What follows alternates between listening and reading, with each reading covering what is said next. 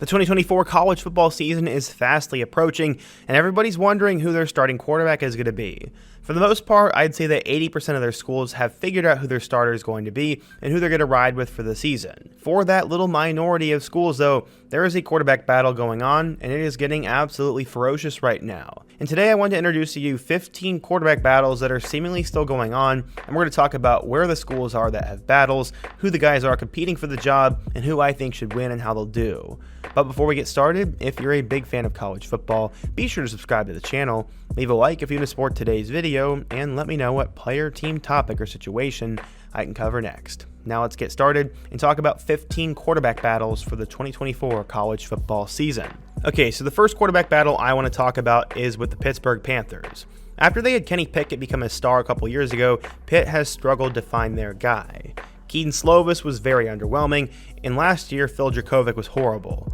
This year they'll have two guys competing for the job, and that'll be Eli Holstein and Nate Yarnell. It looks like Yarnell is a little bit in the driver's seat to win the job, but Holstein was a 6'4" quarterback from Zachary, Louisiana, who was a 4-star player and had over 7,000 yards in his prep career.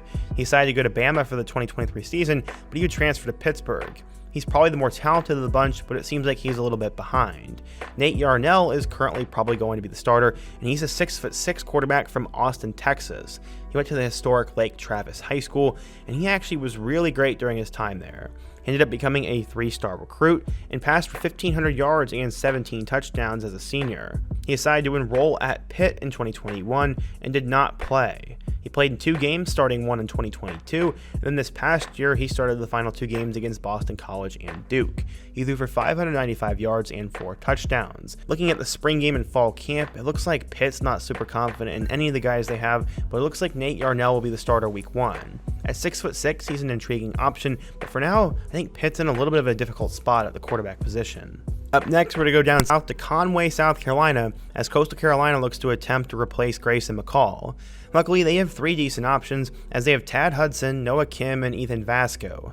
That's actually quite a weird battle, as Tad Hudson at one point was seen as the future of North Carolina football. Coming out of Hunterville, North Carolina, Tad Hudson was a 4-star recruit and threw for 3,000 yards and 22 touchdowns during his senior season. And after a true freshman season in which he didn't see the field, he transferred over to Coastal Carolina, where he's likely the 3rd option right now. Second option is probably Noah Kim. He ended up going to Westfield High School in Virginia and became a 3-star recruit and eventually decided to sign with Michigan State. He redshirted in 2021 and played in 4 games in 2022. He ended up beating out Kattenhauser for the starting job in 2023 and decided to end up transferring after he just wasn't all that good. He did actually miss some time due to injury, but he decided to transfer over to Coastal as well, where he's in the thick of it with Ethan Vasco. Vasco has been seen as the next great Coastal Carolina quarterback for quite some time now, as he actually was at Kansas at one point. He went to Oscar F. Smith High School and was rated as a 3-star recruit. He ended up throwing for nearly 10,000 yards and 134 touchdowns, and after redshirting as a freshman at Kansas in 2022, he would transfer to Coastal, where right now it looks like he's going to be the starter. I'm actually quite intrigued to see what he's going to do, but Coastal has one of the more interesting quarterback rooms in the country. Going back up to the Power 4 level, we have Vanderbilt. After losing both Ken Seals and AJ Swan to the transfer portal, they will now bring in both Diego Pavia and Nate Johnson. The two could not be any more different. Nate Johnson was a 4-star recruit from Clovis High School in California, and he played a little bit as a starter last year for Utah. He ended up putting up decent numbers, but ultimately he did not look ready, and they were definitely missing Cam Rising. Johnson decided to transfer to Northwestern, and then Diego Pavia would join him later on. He went to Volcana Vista High School in New Mexico, and after spending time at New Mexico Military Institute, he ended up signing to play with the New Mexico State Aggies, where he became the 2023 Conference USA Player of the Year. He ended up putting up big-time numbers and is one of those guys who's gritty and just gets wins. New Mexico State had a great season under Jerry Kill, and he is now transferred to Vanderbilt, where I think he will be the starter. By no means will Pavia be the number 1 overall pick, but he's a gutsy, gritty quarterback who I think is exactly what Vanderbilt needs. Right now there's a battle, but I think Pavia wins the job. It's weird saying that Washington State is not a Power 5 school, but they aren't. New head coach Jake Dickert has to replace Cam Ward, who transferred to Miami, and he has 2 interesting options. You have John Mateer or Zevi Eckhouse. Both of them right now are battling out in camp, and apparently Dickert said he's going to name a starter later on this week. Zevi ended up going to Culver City High School in California and was essentially a 0-star recruit. Even though he passed for over 10,000 yards in his career, it didn't really matter. He ended up spending 3 years at Bryant, where he was not only the Big South Offensive Player of the Year, but also a first-team All-Conference selection, and he threw for 3,000 yards and 28 touchdowns last year. Eckhouse enrolled, and he will now compete against John Mateer, who has been waiting for his opportunity for a little bit of time now.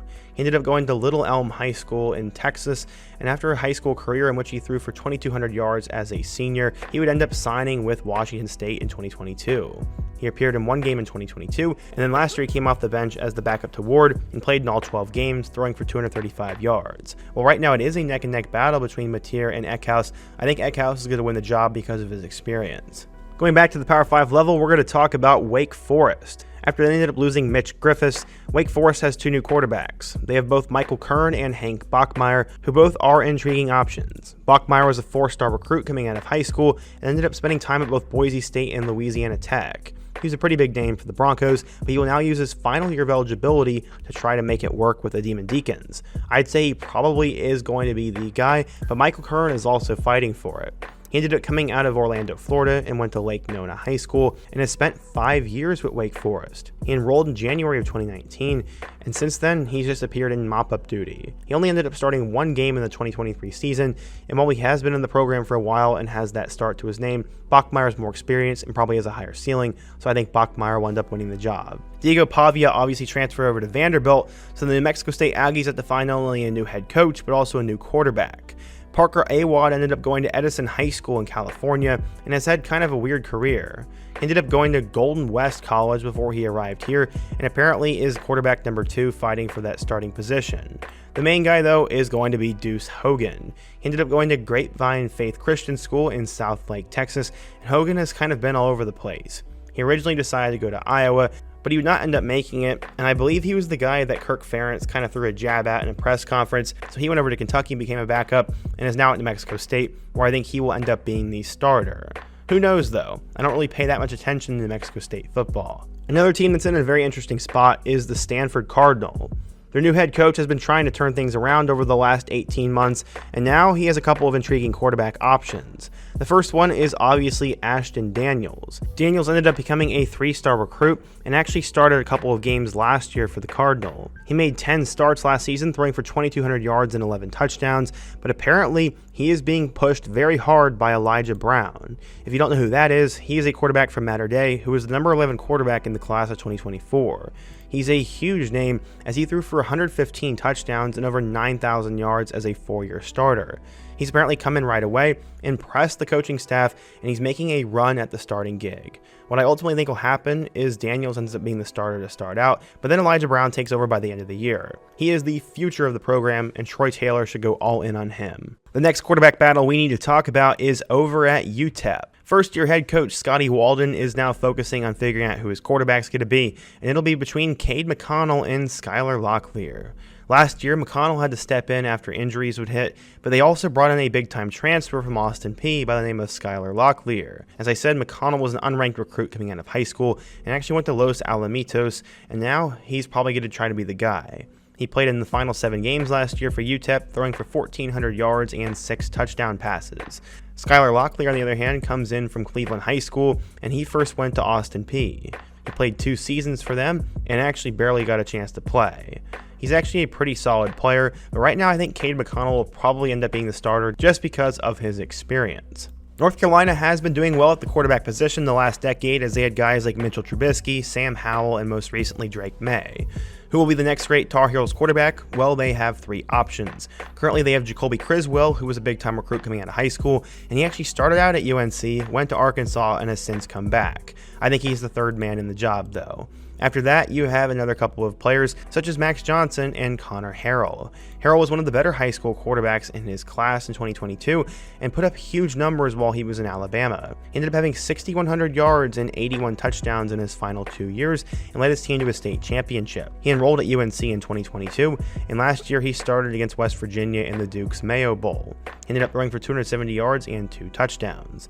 They also have Max Johnson, who was a huge recruit coming out of high school, and he went to LSU and started some games there. He started in 2021 and then transferred to Texas A&M for 2022 and 2023 and kind of was underwhelming and battled injuries the past 2 seasons. He'll go to UNC looking to be the starter, and ultimately, I'd say that Max Johnson's probably going to start week 1, but Connor Harrell may be starting by the end of the year, as he's more athletic, has more potential, and has been in the system. Going across the country, we're going to talk about the quarterback battle that is going on in Boise State. After the Broncos just lost their star quarterback Talon Green to the portal to Arkansas, they are now tasked with replacing him. The first option is going to be Maddox Madsen, as he ended up going to American Fork High School in Utah. Last year as a redshirt freshman, he became a 2-time Mountain West Freshman of the Week as he threw for 1,191 yards and 9 touchdowns and ended up starting 1 total game. He was a 3-star recruit coming out of high school, and he will battle it out with a guy who you could say is pretty high profile. Malachi Nelson was the number 2 quarterback in his class at one point and was considered a top 5 player. He ended up falling a little bit by the end of his recruitment, but was still a top 15 player and a 5-star. He signed on to be the future of USC football and Lincoln Riley's next great quarterback, but after just 1 pass completion in 2023, he saw the writing on the wall, gave the job to Miller Moss, and is now since gone to Boise State. Unfortunately for him, though, it is not guaranteed he wins the job. It actually looks like Maddox has the upper hand as he spent more time in the system and has been playing well. I don't know if that's a testament to how good Maddox is, or maybe how underwhelming Malachi's been. Honestly, I want to see Nelson win the job just because of his potential and pedigree, but it looks like Maddox will be the starter week 1. After 1 year with DJ Uiagalelei, Oregon State will now have to move in a complete new direction. They lost both Jonathan Smith and Aiden Childs, so Trent Bray is now back as head coach, and he said there's a 3-man quarterback battle. The first guy who's probably not going to happen is Jabari Johnson, as he came out of Lincoln High School and actually was at Mizzou last year, but now has transferred in. He was a 4-star recruit, and while as of a couple days ago, Trent Bray said there's 3 men competing for the job, I think Jabari Johnson's probably not going to make it. After that, you'll have a guy who's been in the system for a while in Ben Gulbranson and transfer Giovanni McCoy. Giovanni McCoy is an interesting one. He ended up becoming the Jerry Rice Award winner for FCS Freshman of the Year in 2022 and has played in 26 games over the last 3 years for Idaho. He decided to transfer over to Oregon State and in total had nearly 6,000 passing yards and 43 touchdowns. He's a really intriguing option, but Ben Gulbranson has been in the system for a couple of years now. He went to Newbury Park High School in California and has now been with the Beavers since the 2020 season. He was a 3-star recruit while he was in high school and apparently is probably going to be the guy. I would say that Gulbranson starts in week 1, but he'll have a short leash. Giovanni McCoy might have more of a ceiling and might actually be better, so I think by the end of the year McCoy starts and then Jabari Johnson's the dude of the future, but for now Gulbranson should be the starter in week 1. Going over to the Big Ten, we have to talk about Maryland's quarterback battle.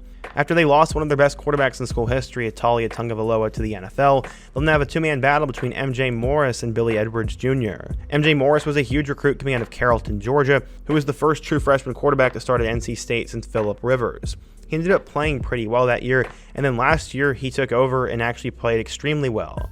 But he was kind of controversial because he opted out the rest of the season, but apparently there was more going on behind the scenes there. Morris has since transferred to Maryland, and while he may have a better arm and more of a ceiling, he's going to be battled out with Billy Edwards Jr. He ended up going to Lake Braddock High School in Springfield, Virginia, and was just a 3-star recruit.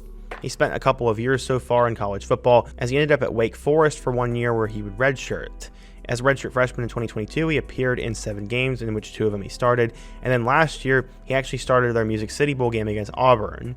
Both of them are intriguing options, and while Billy Edwards may have more experience and more time in the system, I think that ultimately MJ Morris's ceiling is probably a little bit higher, and they're probably going to go with him. Another really interesting quarterback battle is going on in Virginia. Last year, Tony Muskett was the starter for week 1, but he ended up getting benched in favor of Anthony Colandrea, and Colandrea looked like a future star. Going back in time, Muskett was a pretty big transfer after he spent a couple of years at Monmouth, but honestly, he was much more of a game manager last year. Maybe he commanded Tony Elliott's offense a little bit better, but Anthony Colandrea had that it factor and that lightning to his game. He set single-season records for freshman quarterbacks at Virginia with 1,958 yards, and that was actually the most amongst any true freshman Power 5 quarterback. Still, though, there is apparently a quarterback battle, but I'm going to say Anthony Colandrea gets the start and actually becomes a pretty fun player for Virginia. The Iowa offense has been a marvel the last few years, and apparently now they have a quarterback battle. Everybody thought that Cade McNamara was going to be the starter, but apparently he has been so bad recently that there's actually a quarterback competition. Apparently in a recent scrimmage, McNamara went 8 of 24 for 20 yards. He also had an interception, and it's not like the other competition. Brendan Sullivan's been much better. He transferred in from Northwestern, but it looks like new OC Tim Lester's going to have work on his hands. Both of the quarterbacks look absolutely terrible, and that's to Iowa standards. The Iowa offense might be worse than we've ever seen, but who knows? Maybe they're just bluffing. Ultimately, I think McNamara will probably get the job, but he'll have a short leash. Brendan Sullivan comes in with starting Big Ten experience, so it'll be hard to keep him off the field if Cade is as bad as advertised. Still though, I'm going to cut him some slack because he ended up having that injury last year. Finally, we go over to Ann Arbor, where there is a quarterback battle. Currently, they have 5 guys: Alex Orji, Jack Tuttle, Davis Warren, Jaden Denegal, and Jaden Davis. Jaden Davis was a 5-star recruit at one point, but ended up falling outside the top 100, and he's a true freshman who probably won't play right away. You have Davis Warren, a former walk-on who's been in the program for a couple of years.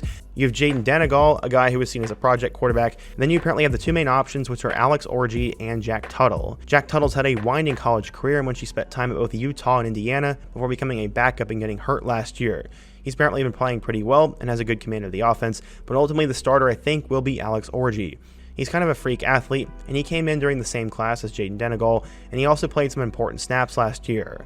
He's definitely pretty quick on his feet, but is he good enough to lead a Michigan offense to the playoff in year 1 and keep the Michigan standard? That I don't really know at this point. Some think Alex Orji could be the next Jalen Milroe, and others think he won't last a quarter.